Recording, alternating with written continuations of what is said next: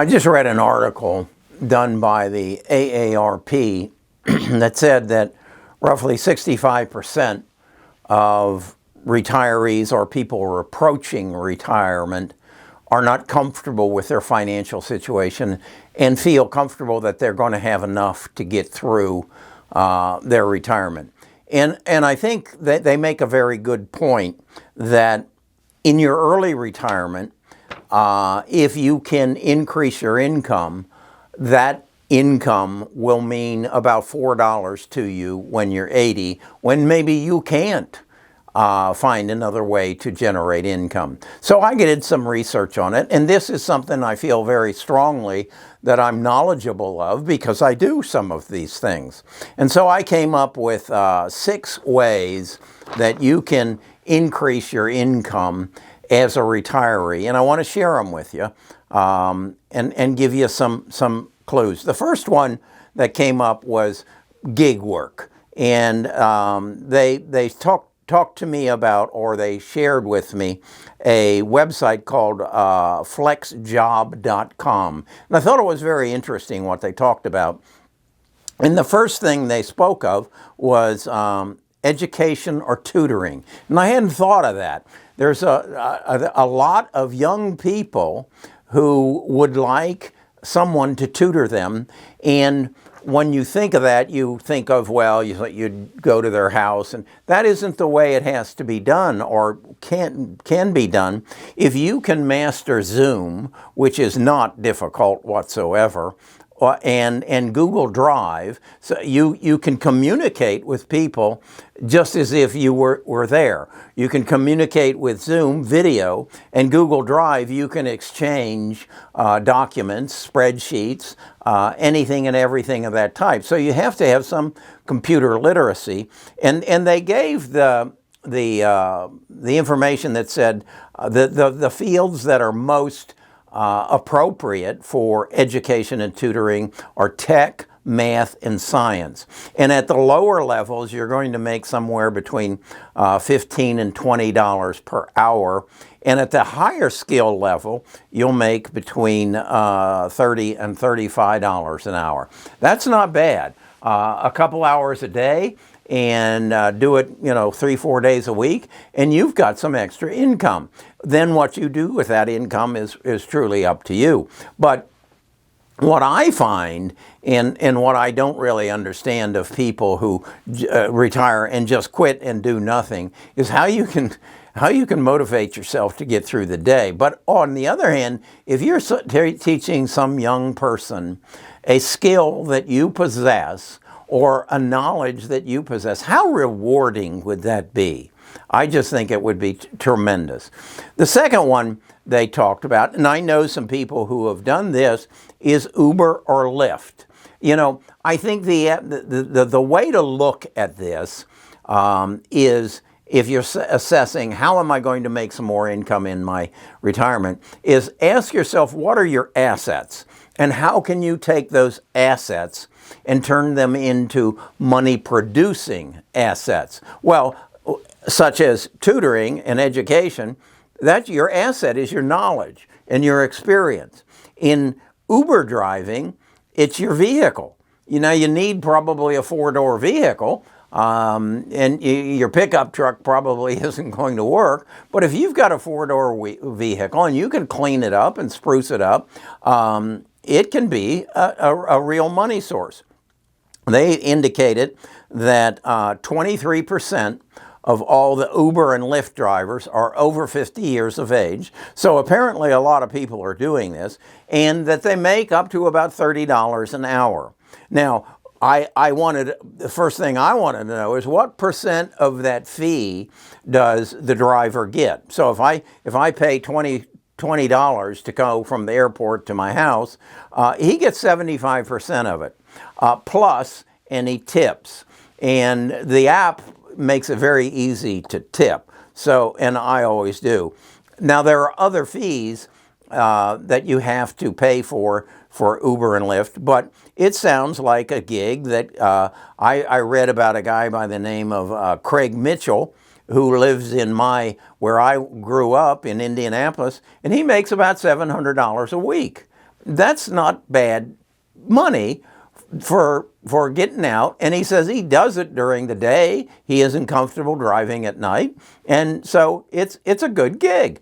And you meet people, particularly if you're social. That's a good gig. So then number 3, and also in that Uber and Lyft, there is the delivery world, the Grubhub, the DoorDash, and the Uber Eats. This basically is, again, kind of like the pizza delivery man. And it's a regular job, but your asset is your car. And if you know the neighborhood or know the world through GPS, you can program it and find any place and every place you need to go. It's not a bad gig. And you can do it when you want to do it, not particularly the delivery things, groceries and things of that nature. You're not necessarily having to work at night. It can be a nice job. I think I would like the Uber or the Lyft because I like to talk to people and exchange. Then another one that I thought was that would be number 3 is Airbnb. I've talked to this about Nita several times. We have a 4-bedroom home. There's 2 of us, and we sleep together, so we only use one of those bedrooms. So upstairs, we've got 3 very nice bedrooms and 2 baths. One of the bedrooms has a Jack and Jill bath. We could very easily, if we wanted to turn our house into an Airbnb. And I was kind of surprised to find out that Airbnb only takes 3% of what you charge for somebody to stay in your home and maybe serve them a $5 breakfast. And there are some additional fees, like $350, it sounded like, a year for an annual advertising fee on Airbnb. That makes so much sense. I was in real estate. I'm still active in it, but not very. And you see so many seniors, so many baby boomers who are now talking about downsizing and the need to downsize. Oh, we really like our home, but we're going to need to downsize. What if you could turn that asset, your home, into a money-making proposition? The other neat thing about that is you set it up as an LLC. Now everything becomes an expense. I'd even take a mortgage out on my house at that point and write the interest off against any income that I've got coming in, and any maintenance on the house would be done under the LLC. And doing it that way, it turns into a win-win-win situation. And if and when you want to travel, it doesn't matter. You just shut your Airbnb down. So some real possibilities. And then I've talked to a guy, one of my tribe members, on the Investing channel, who's actually buying houses and fixing them up, and rather than lease them on an annual basis, he's turning them into an Airbnb. He's buying houses in the city he lives in, and that are close to facilities that people might want to come and be there in that city for a number of days, and he's turning them into Airbnbs. And with all the electronics you can put on a house, you don't need to be there to let them in. You have electronic locks, and they open it with their phone. And so there's all kinds of gigs that you could come up with. And Airbnb is one of them. Of course, I can't go through this without talking about YouTube. This is my gig. And it's a darn good gig. I'm comfortable with it. I enjoy doing it. I make videos on the investment channel. I make a video every day, and I'll explain to you why I do that. But this pays pretty darn good. In September, Google will pay me about $8,000 for the month of September. I have a Patreon where people get access to my portfolio and my trades, and we discuss the stock market through Zoom several times a week. So I'll make another $9,000 off of that. Now I have to split that with someone, and then I have my affiliate marketing where I sell my books and my MNN and various other things, and that makes me another $700 a month. So this is a good gig for me. And you might say, well, I couldn't do that. Well, I guess I probably would have said that about 2 years ago, but I found out that yes, I can. I can do it, and I enjoy it. And if you have a knowledge base, an interest, just go to YouTube, and in the search bar, type your interest. Maybe it's fixing lawnmowers, or tuning pianos, or whatever, learning to play the violin, whatever, and see if someone's making a living off of doing what you have a skill to do by getting views. Now, how do you determine if they're making a living off of it? Look at the number of subscribers that they have. If they're over 100,000 subscribers, and then look at the number of views that they get on the video, and if they're getting over 10,000 views off of a video, they're making money off of it, particularly if it's a video that has a lifespan. They call it in the business green videos that just keep giving, as opposed to on my investment channel, pretty much the life expectancy of a video is somewhere in the neighborhood of a week to 2 weeks at the most. But if you're talking about fixing lawnmowers, that's a video I'll go to years and years if I need to fix my lawnmower. So I even saw one of a lady, how to use power tools. She's making a living off of it. So this is a good gig, and you can do it based upon your skill level and how much time you want to put into it. So YouTube is an excellent one. The other one that I participate in is the stock market.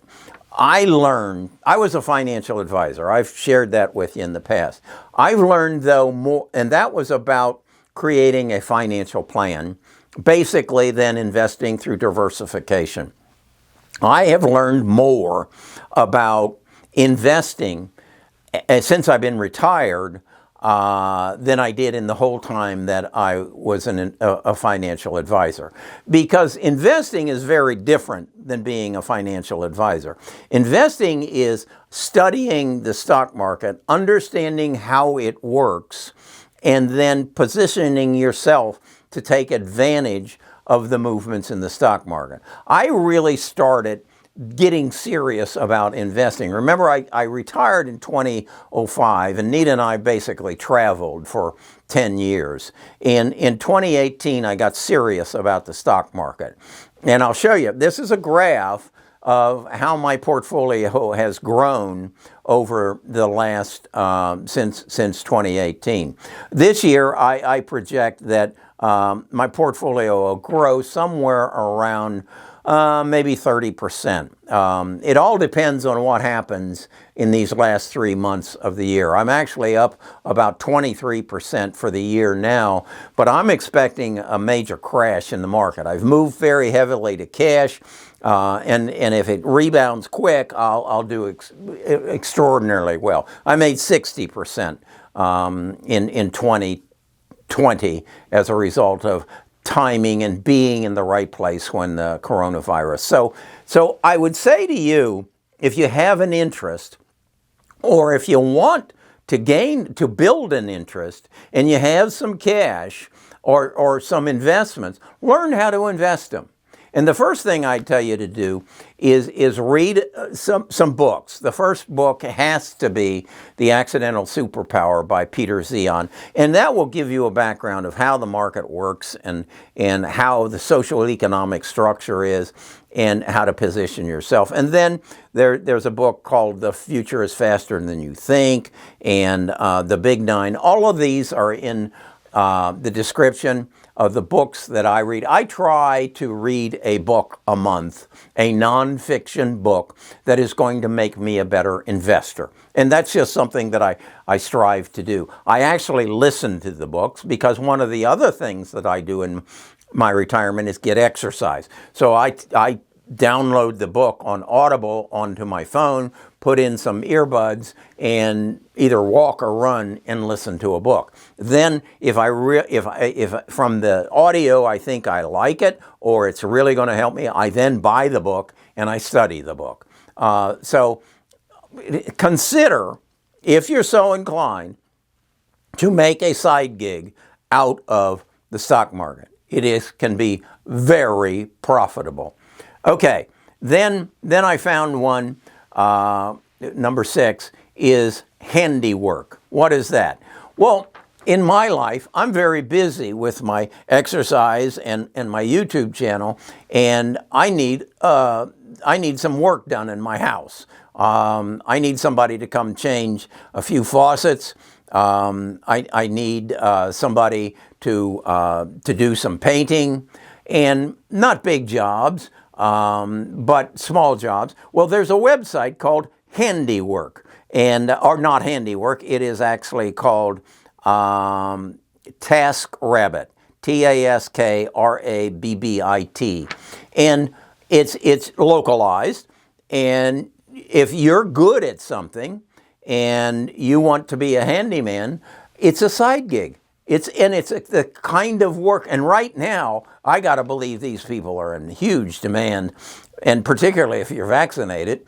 People are very picky about who's going to come into their home, but if you're vaccinated and you can change a faucet in my bathroom or a shower head in my bathroom, I've got some work for you.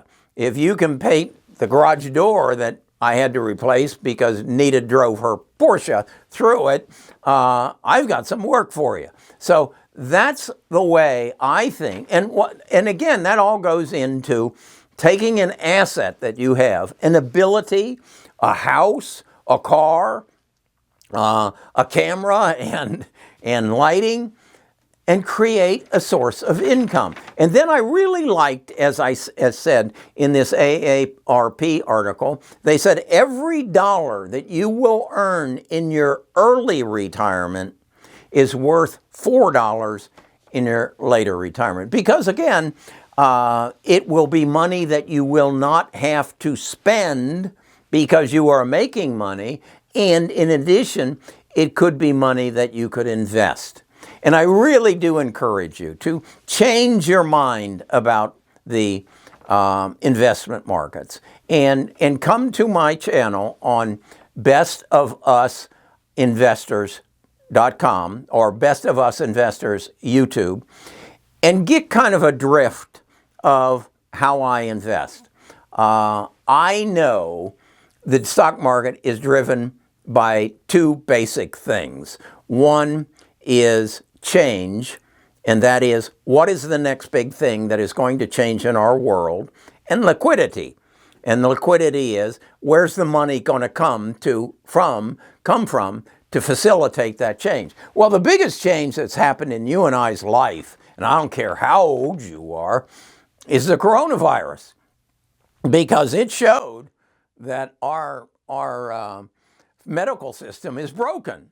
That somebody in Wuhan, China, can get a virus, get it on an airplane, fly to Beijing, fly to Seattle, and the whole world has the virus within 90 days. Our medical system is broken. That should never happen. It should never, and it will never happen again because of automation and technology and CRISPR and genome editing and genome sequencing. It will never, and because my watch monitors my health and it will notify me on my phone when I get a virus in the future. And this is all technology that I know how to invest in, so I can make 30 to 60% return on investment on my capital that I can invest. Well, you can learn how to do that. I'm not a genius. I barely got out of high school. I graduated from college with a, what was it, a 2.3 grade point averages? That's just above a C average.